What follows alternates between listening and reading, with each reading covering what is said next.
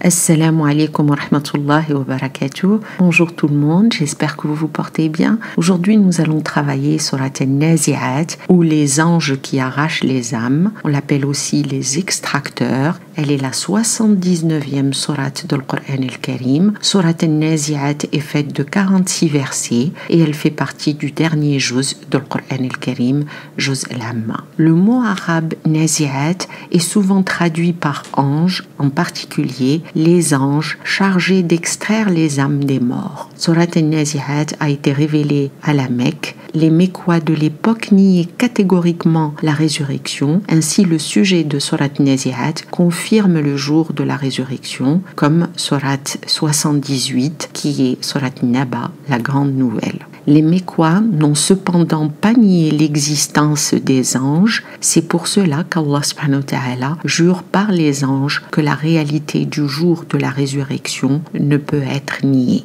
Allah subhanahu wa ta'ala prête serment et émet un avertissement sévère. L'histoire de Sidna Moussa alayhi salam et de Pharaon est utilisée comme exemple affirmant la résurrection et l'au-delà. Certains aspects du jour de la résurrection sont décrits dans Sourate Nazi'at et une question sur la date du jour de la résurrection est répondue. Donc le thème central de Sourate Nazi'at est l'affirmation du jour de la résurrection et de l'au-delà. Elle avertit des conséquences du déni du messager d'Allah subhanahu wa ta'ala, Sidna Muhammad sallallahu alayhi wa sallam.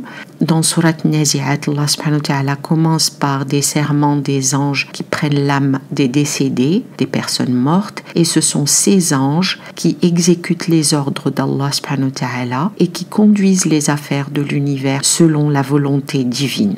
Les anges qui sont employés à reprendre l'âme durant la mort peuvent aussi être employés à restituer l'âme pour demain, le jour du jugement dernier. Et les anges qui exécutent les ordres d'Allah subhanahu wa ta'ala et conduisent les affaires de l'univers aujourd'hui peuvent également renverser la commande de l'univers demain sur l'ordre d'Allah subhanahu wa ta'ala et peuvent également établir un nouvel ordre le jour du jugement dernier. En évoquant l'histoire de Sidna Moussa alayhi salam et de Pharaon comme exemple, Sourate Nazi'at rappelle à l'être humain d'apprendre à distinguer entre le bien et le mal et la nécessité d'avoir foi en leur créateur, Allah subhanahu wa ta'ala, le Tout-Puissant. Sourate Nazi'at communique avec symbolisme certaines valeurs morales que chaque musulman devrait prendre en considération tout en rappelant l'importance de se préparer pour le jour du jugement dernier. De même, Sourate Nazi'at parle du terrible sort des infidèles et des mécréants le jour de la résurrection. Sourate Nazi'at se caractérise par une série de versets, de ayats, qui décrivent brièvement la fin réservée à toute personne qui s'oppose à la parole d'Allah subhanahu wa ta'ala et cède à ses propres désirs et tentations. Nul n'échappera à la fatalité du jour du jugement dernier. Les hommes se souviendront de tout ce qu'ils ont commis comme injustice et péché au cours de leur vie. Ceux qui se sont consacrés à la distraction et à l'assouvissement de leurs désirs, le chemin de l'enfer leur sera montré. Maintenant, je vais traduire Sourate Nazi'at aya par aya. Sourate Nazi'at est divisée en 6 parties.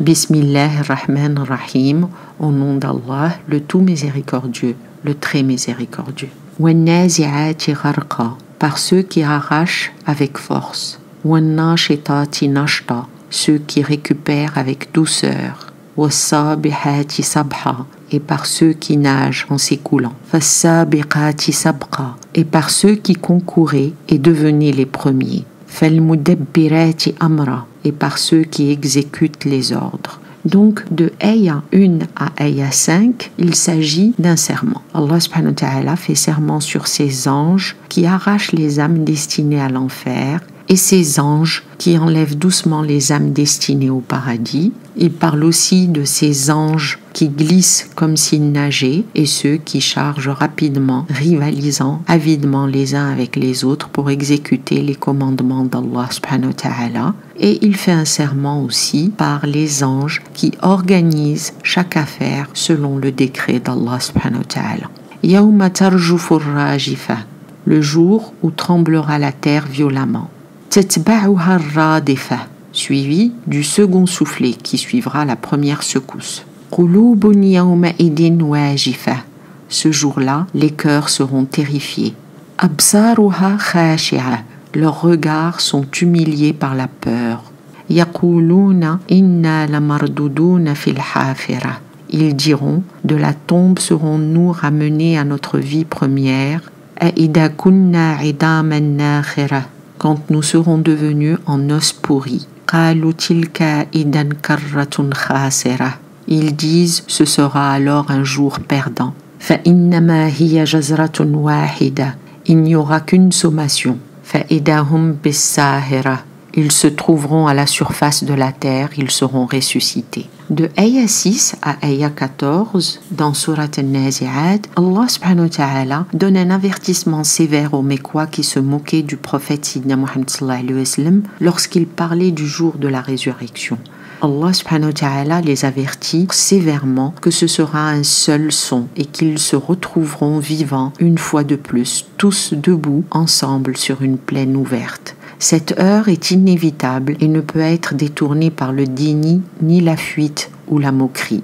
Allah subhanahu wa ta'ala décrit le jour de la résurrection. Il y aura au début juste une première secousse qui sera suivie d'une seconde secousse. La première secousse détruira la terre et tout ce qui s'y trouve. C'est une simple secousse qui dérangera le système de ce monde. Tandis que la seconde secousse montrera l'humanité se levant de ses tombes. C'est une seconde secousse qui sera suffisante pour faire paraître les morts en tant qu'êtres vivants dans ce nouveau monde. Les cœurs de ceux qui ont nié la résurrection trembleront et palpiteront de terreur, leurs yeux seront baissés. À ce moment-là, le même peuple qui avait coutume de nier le jour de la résurrection regardera avec des yeux épouvantés tout ce qu'il pensait être impossible.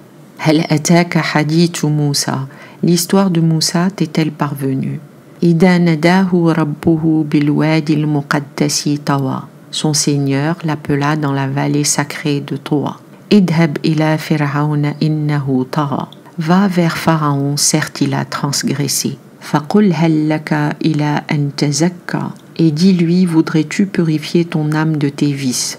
Wa ahdiyaka ila rabbika fatakhsha. Et que je te guide vers ton Seigneur, vers la guidée, pour que tu puisses éprouver de la déférence. Fara'ahu al-ayat al-kubra. Désormais, il lui envoya le plus grand miracle. Fakaddaba wa asa. Mais Pharaon avait démenti et désobéi. Thumma adbara yas'a. Puis il se détourna avec empressement. Fahashara fanada. Pharaon rassembla son peuple et proclama. Faqala ana rabbukumul a'la. Puis Pharaon dit, je suis votre Seigneur le Très-Haut. Fa'akhadahu Allahu nakala al-akhirati wal-ula. Alors Allah le saisit et l'a affligé ainsi d'un châtiment dans cette vie et dans l'au-delà. Inna fi dhalika la'ibratan liman yakhsha. Il y a là certainement une leçon pour celui qui craint. De ayah 15 à ayah 25 de Surat An-Nazi'at, il y a l'histoire de Sidna Moussa et de Pharaon. Allah subhanahu wa ta'ala a appelé le prophète Sidna Moussa alayhi salam dans la vallée sacrée connue sous le nom de Tawa. Il lui demande d'aller vers Pharaon car il a transgressé au-delà de toute limite. Et il lui dit, demande-lui s'il veut se repentir et se purifier. Offre-lui de le guider vers Allah subhanahu wa ta'ala en lui montrant un grand miracle. Alors, Sidna Moussa alayhi salam a transformé son bateau en serpent, mais Pharaon a nié le miracle et a tourné le dos à l'offre d'être guidé vers la foi d'Allah subhanahu wa ta'ala. Pharaon a rapidement rassemblé son peuple, il leur a proclamé qu'il était le Seigneur le plus exalté, il était le suprême et le plus élevé. Allah subhanahu wa ta'ala l'a saisi pour le punir dans cette vie et dans l'au-delà, pour s'être érigé en divinité, pour son oppression du peuple et pour son refus de l'offre de Sidna Moussa alayhi salam. C'est une leçon et un avertissement. Le destin de Pharaon pour sa mécréance vis-à-vis de Sidna Moussa alayhi salam, pour le rejet des conseils qu'il lui a apportés et ses tentatives de faire échouer sa mission par ruse et duperie, en réalité c'est pour aussi dire aux Mécois, si vous n'en tirez aucune leçon et ne changez pas vos comportements et attitudes, alors, en conséquence, vous aurez à subir le même destin. أَأَنْتُمْ أَشَدُّ خَلْقًا أَمِ السَّمَاءُ بَنَاهَا. Êtes-vous plus fort à créer le ciel qu'il a construit? Est-ce que votre création est la plus difficile ou est-ce celle du monde, de cet univers? Rafa'a samkaha fasawwaha. Il a élevé bien haut le plafond des cieux, puis il l'a établi. Wa aghtasha laylaha wa akhraja duhaha. Et il a fait de sa nuit du sombre et de son jour la clarté. Wal arda ba'da dhalika dahaha. Ensuite, il a aplani et étendu la terre. Akhraja minha ma'aha wa mar'aha. Il en a fait surgir d'elle les sources d'eau et les pâturages. Wal jibala arsaha. Puis il a placé des montagnes solides sur terre. Mata'an lakum wa li an'amikum. Pour votre jouissance, pour vous et vos animaux. De ayah 27 à ayah 33, Allah subhanahu wa ta'ala parle de lui-même, de sa création. Il y a des arguments qui ont été donnés concernant l'au-delà et la vie après la mort. À cet égard, Allah subhanahu wa ta'ala interroge et pose une question à l'humanité, particulièrement aux dénégateurs. Qu'est-ce qui est le plus difficile à créer, vous ou les cieux? L'univers infini qui s'étend autour de vous à d'infinies distances, avec ses myriades d'étoiles et de planètes. L'univers a été construit dans des proportions parfaites. L'obscurité de la nuit se répand sur la terre. Le soleil brille de 1000 feux dans le ciel. Allah subhanahu wa ta'ala a créé la terre et ses ressources, en particulier des sources d'eau, de la végétation de toutes sortes et des montagnes solidement ancrées dans le sol. Tout cela est disposé pour subvenir aux besoins de l'homme et de l'animal. En effet, ces ressources sont fournies pour le bénéfice de l'humanité et de toutes les créatures vivantes. Tout cela témoigne qu'ils ont été créés par Allah subhanahu wa ta'ala, le Tout-Puissant, avec une grande sagesse, et chacune de ces ressources a été créée dans un but précis. فَإِذَا جَاءَتِ الطَّامَّةُ الْكُبْرَى. Mais quand le grand événement viendra, l'heure du jugement dernier, يَوْمَ يَتَذَكَّرُ الْإِنسَانُ مَا سَعَى. Le jour où l'homme se souviendra de tout ce qu'il aura fait. وَبُرِزَتِ الْجَحِيمُ لِمَنْ يَرَى. L'enfer sera montré à celui qui devra le voir d'une manière évidente. فَأَمَّا مَنْ طَغَى. Quant à celui qui aura dépassé les limites. وَآثَرَ الْحَيَاةَ الدُّنْيَا. Et quant à celui qui aura préféré la vie présente, فَإِنَّ الْجَحِيمَ هِيَ الْمَأْوَى. Alors certainement les flammes de l'enfer seront sa demeure. وَأَمَّا مَنْ خَافَ مَقَامَ رَبِّهِ وَنَهَى النَّفْسَ عَنِ الْهَوَى. Et quant à celui qui aura redouté l'essence de son Seigneur et qui aura préservé son âme des passions, qui n'aura pas succombé aux demandes de son âme, فَإِنَّ الْجَنَّةَ هِيَ الْمَأْوَى. Alors le paradis sera sa demeure. De ayah 34 à ayah 41, Allah subhanahu wa ta'ala parle de la demeure permanente. Le grand désastre frappera, le jour de la résurrection arrivera et chaque personne se souviendra de ce qu'elle a fait. L'enfer sera à la vue de tous, l'enfer deviendra la demeure de ceux qui ont transgressé, le paradis deviendra cependant la maison et le refuge de tous ceux qui étaient justes, ceux qui se sont retenus des désirs vils et ceux qui craignaient ce jour mémorable et ceux qui se sont montrés de bonne foi. Yas'alunaka 'anis sa'ati ayna mursaha. Ils t'interrogent sur l'heure de la résurrection. Quand aura-t-elle lieu?